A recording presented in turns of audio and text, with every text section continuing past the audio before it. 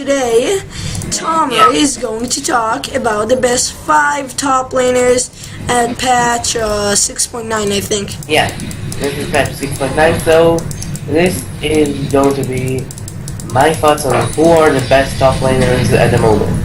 So, at the number 5 spot, I'm gonna put Kale. I don't really play Kale, but I do know that right now, with Winsus, she should be really overpowered, considering the fact that, you know, the new Winsus is basically like the old Facer Devourer, which was extremely OP on her, but now she can do that as a laner who gets more gold. And the second she gets the Winsus, she gets the turret! So, with the new Winsus, Kayle should be really strong at the moment. She's also extremely good at facing tanks because of her passive. It gives her resistance shred. And yeah, basically that's it for Kayle. So, at the number 4 spot, I'm going to put Rise. So, Rise at the moment, why is he so strong? So, first of all, Tear of the Goddess now reduces the mana cost of her abilities, which allows Rise to have overall a better light phase since he won't run out of mana as quickly. And later on, the new Rod of Ages scores I think 25% of the mana you use on abilities as health, which on Rise, who uses abilities all the time, he's a machine gun, basically an ability Kog'Maw. Some people call it, like, not some people, but I like thinking of him as Kog'Maw but with abilities instead of auto attacks. And that makes him extremely powerful with that new Rod of Ages, which he was good with Rod of Ages even before. So, other than that, next top laner now is starting to show that it is a tank meta at the moment, with Trundle. So Trundle is strong, but most tank top laners cannot face him in terms of the 1v1 potential. He's the king of 1v1, always will be, and at the moment he's just really strong as a tank and as a tank buster. He's an extremely flexible and strong pick overall. So the next champion we're gonna be talking about is going to be Tank Echo. So yeah, pretty much nothing has changed due to his nerfs. He still is annoying as fuck to deal with. He still seems to have no counterplay, although you do need to snowball a bit more with him now.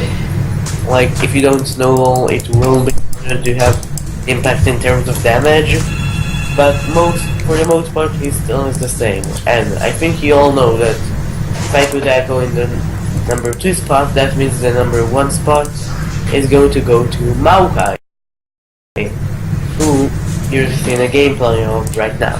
So Maokai, what's so good about him? He synergizes with most tank items. Grasp of the Undying plus his passive means he will never die, like never ever.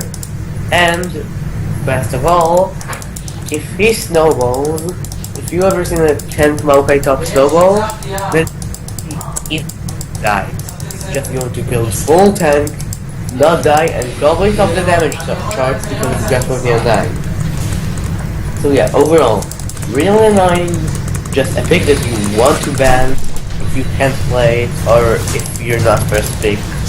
Like, actually no, most people wouldn't take him, but if you can, and you get like a solo, like a duo queue with you, like he's good for carrying solo. But if you got with you a duo queue partner, then definitely pick Maokai. That would just allow your duo queue to carry hard, because if they start focusing you, you ain't gonna die anytime soon. Which is the main reason he is on this list. So now, let's go to some honorable mentions. Honorable mentions in champions that I think are strong at the moment, but just either not strong enough to see this list, or they're just at the moment like too hard to play for me to put on this list. So the first would be Gangplank, who is on the too hard to play side. Like, he's extremely hard to play properly, but if you do, then oh boy, is he strong. He's one of the strongest top laners in terms of overall damage. He has insane AoE damage, he scales into a late game monster, he can beat people up early game if you know how to play him, and his mid game is still strong. He doesn't have a weak spot. The only thing about him is that he's immobile and extremely hard to play. Other than these two, there's no downsides to him. So if you can play the Gangplank to a good level, then you definitely should play him. He's still in the hyper carry. So next up, on the honorable mentions, will be Tank Fizz. Tank Fizz is so annoying. It's like Tank Echo, but just Fizz. You know how Fizz is. Fizz is one of the most annoying champions in game. He has barely any downsides except for the fact that he has a weak laning phase. And if you do get a snowball off of him, you just are not going to lose. Like, that easy. If you know how to carry Fizz, you don't even need to know how to carry. Tank Fizz is that stupid, then you could just walk into the enemy team and your team will just kill everybody else for you. As long as you are tanky enough and you know how to press the button E. Other than these two, there are no difficulties to Tank Fizz. No. Now the next honorable mention will be Irelia. So Irelia is still Irelia, right? Irelia always was a strong top laner, probably always will be. She just has everything a top laner would want. On hit damage, tankiness, sustain damage, true damage, yeah, mobility, snowball ability, can be good when behind. Like, literally, barely any downsides to this girl. So yeah, now, the next champion in the honorable mentions that I want to mention was Poppy. Poppy was nerfed, but still, she didn't actually have any damage nerfs.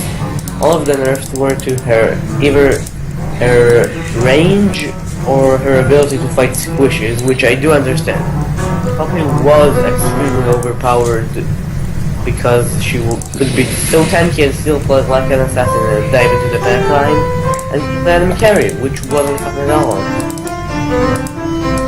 Nope. Yeah, are you done? Yeah. Then thank you guys for watching. Let Thomas say, yeah, the ending.